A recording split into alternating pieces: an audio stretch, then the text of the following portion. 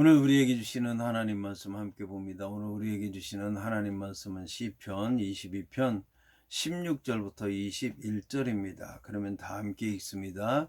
개들이 나를 에워쌌으며 악한 무리가 나를 둘러 내 수족을 찔렀나이다. 내가 내 모든 뼈를 셀 수 있나이다. 그들이 나를 주목하여 보고 내 겉옷을 나누며 속옷을 제비 뽑나이다. 여호와여 멀리하지 마옵소서. 나의 힘이시여 속히 나를 도우소서.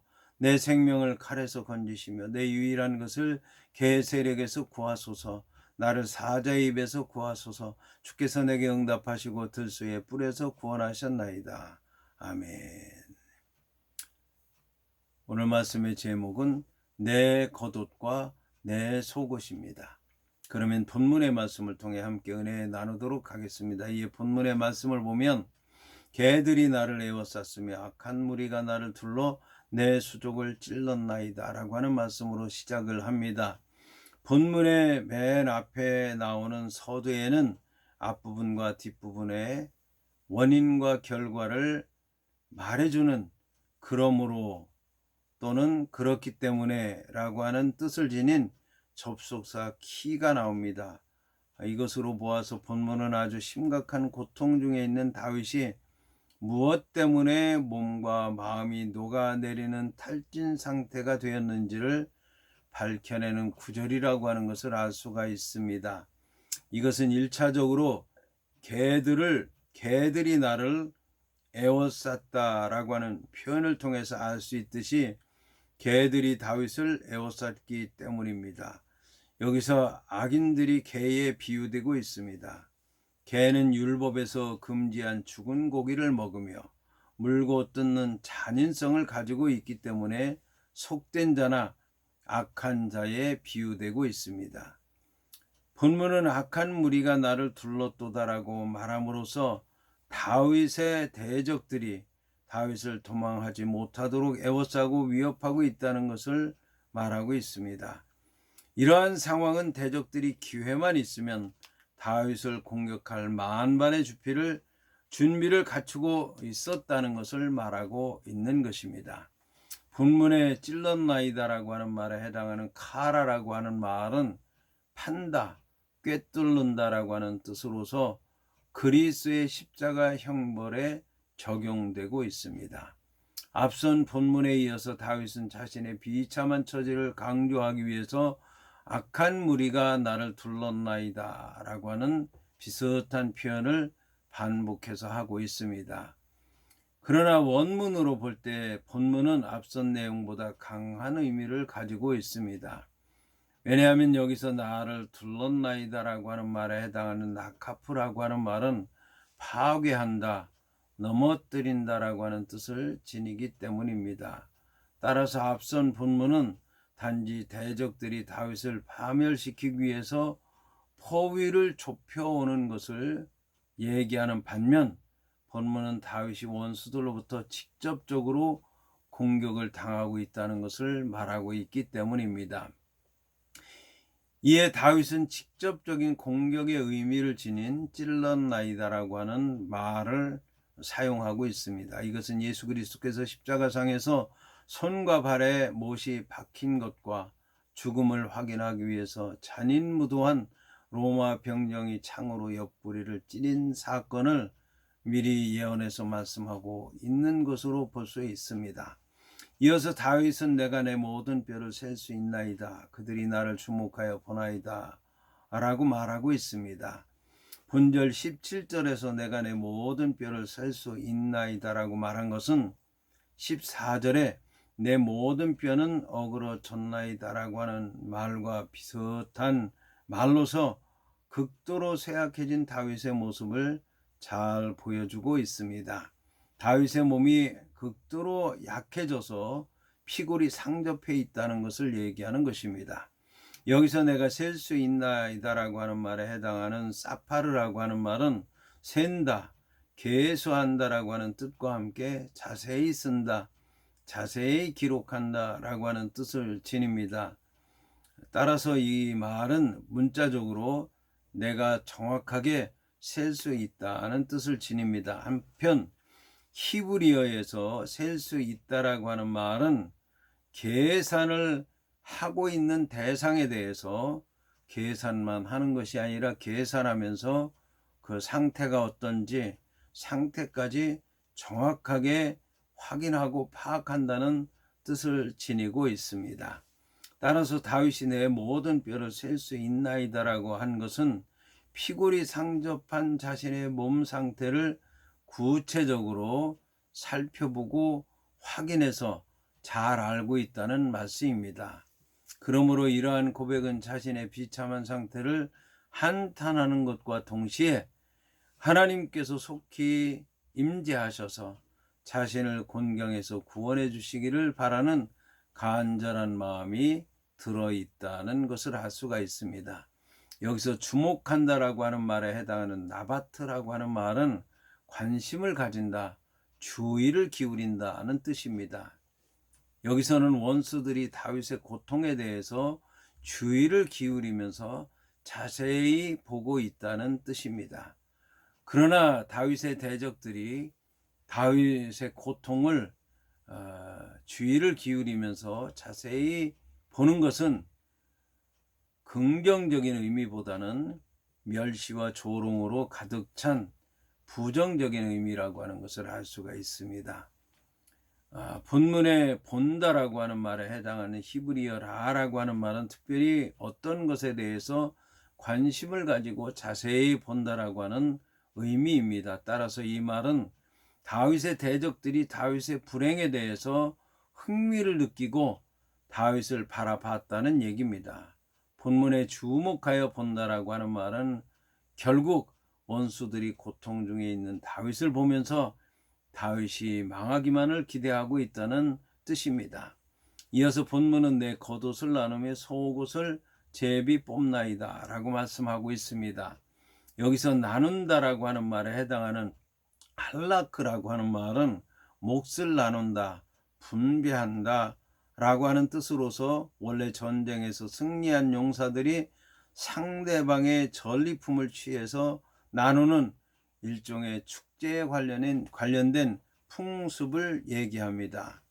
본문의 제비에 해당하는 고랄이라고 하는 말은 성경에서 제사장들이 하나님의 뜻을 알기 위해서 수단이나 어떤 사건에 관한 진실을 규명하기 위해서 사용했던 그런 방법으로서 조약돌 같은 것을 얘기하는 것입니다. 그러나 이것은 후대의 제사장이 아닌 일반인들이 사용하는 제비를 나타낼 때도 사용이 됐습니다. 여기서 뽑는다라고 하는 말에 해당하는 나팔이라고 하는 말은 던져진다, 떨어진다라고 하는 뜻으로서 본문에서는 결정된다는 뜻으로 사용됐습니다. 따라서 겉옷과 속옷을 나누면서 제비를 뽑는다라고 하는 본문의 말씀은 다윗의 겉옷과 속옷이 원수들의 손에 의해서 벗겨지고 그들의 탈취물이 돼서 누구의 것이 될 건가 조약돌을 던지면서 마치 그것이 운명이 결정된 것처럼 나누어 갖는 것을 얘기하는 것입니다. 하지만 본문에 내 겉옷을 나누며 속옷을 제비 뽑나이다 라고 하는 이 말은 다윗이 직접적으로 경험한 일은 아닐 것입니다. 다윗의 생애에 이런 일들이 없었기 때문입니다. 따라서 이런 것은 다윗의 모든 삶이 원수들에 의해서 산산이 조각났다라고 하는 것을 얘기하는 것입니다. 자기의 것이 아무것도 없다는 얘기죠. 다 뺏겼다는 얘기죠.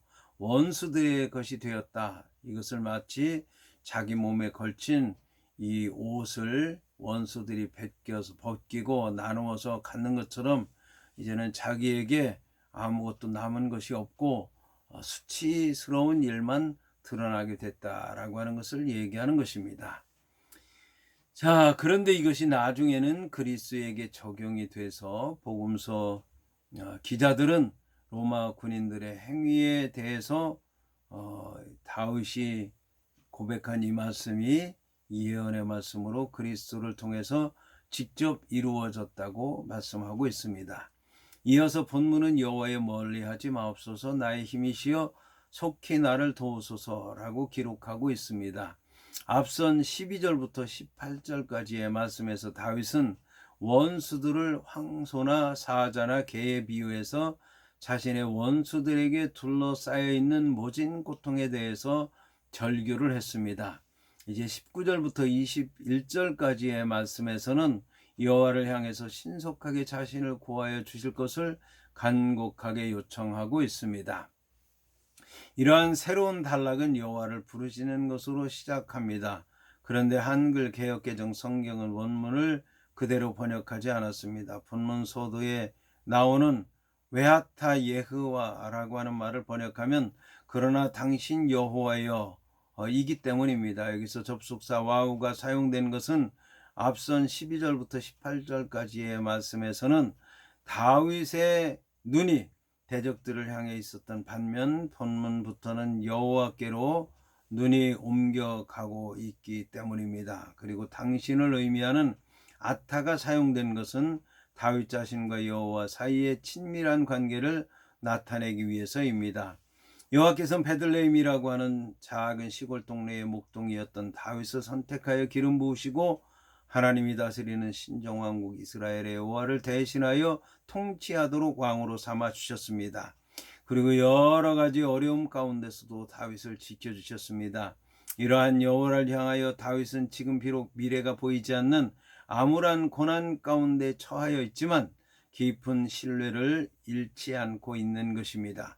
이와 같은 다윗의 마음이 아타, 당신에 해당하는 아타라고 하는 표현 속에 잘 녹아 있습니다. 그리고 이어지는 여호와라고 하는 명칭은 언약의 신실하신 여호와 하나님의 속성을 나타내는 하나님에 관한 명칭이기도 합니다. 여기서는 예언자 사무엘을 통해서 자신에게 기름을 부으시고 이스라엘 왕으로 선택하신 여호와께서 언약대로 자신을 보호하시고 지켜주시며 지금의 위기에서 건져주시길 기원하는 의미로 여호와라고 하는 칭호를 사용하고 있다고 할 수 있을 것입니다.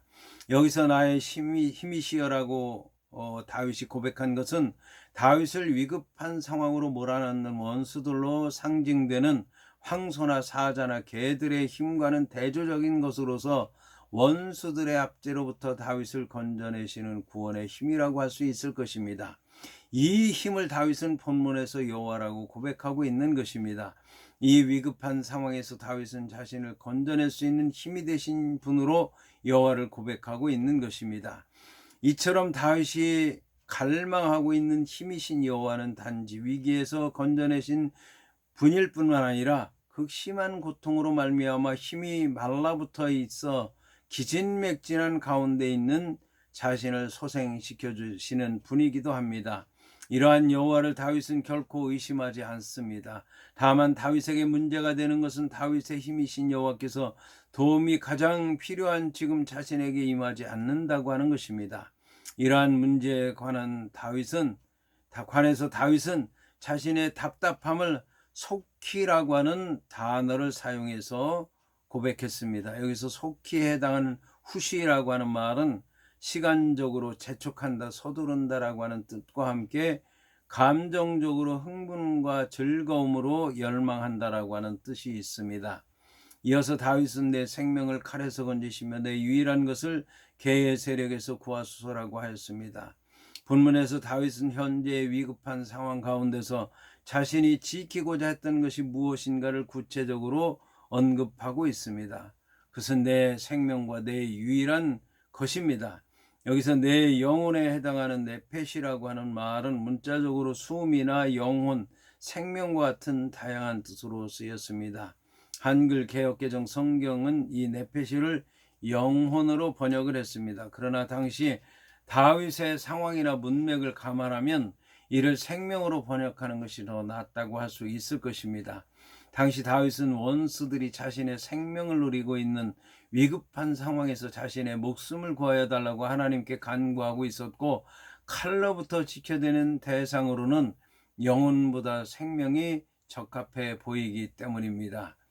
이렇게 본문의 네페시를 생명으로 볼 경우에 영혼이나 육체적인 생명 모두를 포함하는 전 인간적인 전인격적인 의미를 지니는 것이 됩니다. 여기서 칼은 죽음의 세력에 대한 상징적인 표현입니다. 이와 흡사한 기도의 내용을 우리는 겟세마네 동산에서 피땀 흘려 기도하신 그리스의 기도에서 발견할 수 있습니다. 그리고 내 유일한 것은 영혼을 뜻합니다. 이 영혼이 유일한 것으로 표현된 까닭은 지금 다윗이 아무런 도움을 받지 못하는 외로운 형편에 있기 때문입니다. 그리고 개의 세력은 악한 무리를 상징합니다. 한편 다윗은 자신을 위기 가운데 몰아넣는 대상을 가리켜서 개의 세력이라고 말하고 있습니다. 개의 세력에 해당하는 히브리어 단어가 야드 켈레브인데, 야드는 손이라는 뜻이고 켈레브는 개라는 뜻입니다. 여기서 야드는 손이라는 뜻이지만 세력이나 힘, 권세라고 하는 뜻으로 번역이 됩니다.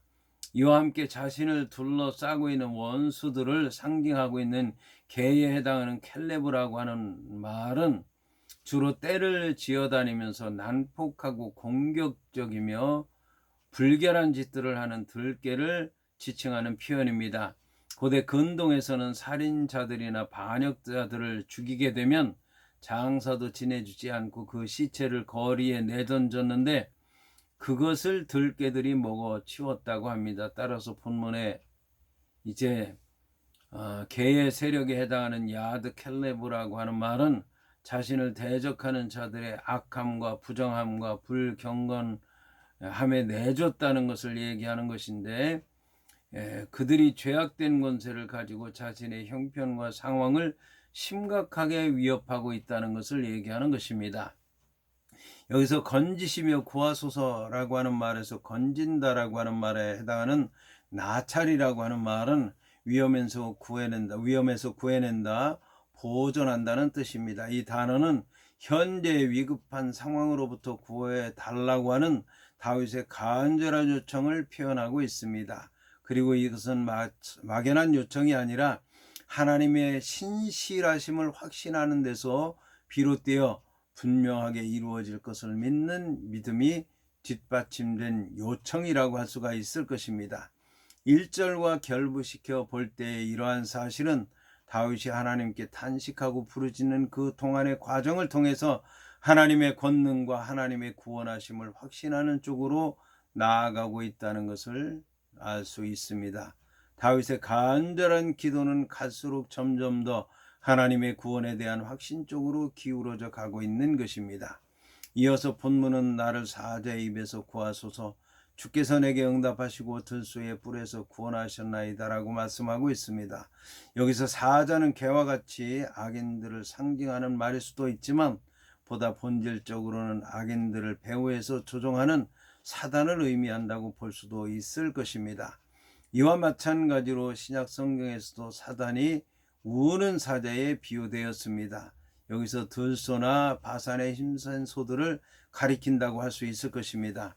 한편 앞선 상반절의 사자의 입과 하반절의 들소들의 뿔들은 모두 다윗이 자신의 목동 시절을 염두에 두고 사용한 표현입니다.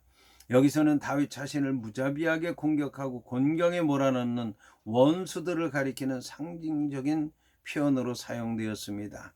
다윗의 원수들을 표현함에 있어서 상반절과 다른 표현을 사용한 것은 다양한 표현들을 통해서 당시 다윗 자신이 처한 곤경이 시시각각으로 이무저무로 여러 가지 모양으로 자기에게 닥쳐왔다는 것을 고백하는 것입니다. 다윗은 어렸을 때의 기억을 떠올리면서 여호와 하나님께서 함께 하실 것을 믿고 구원을 요청한 것입니다.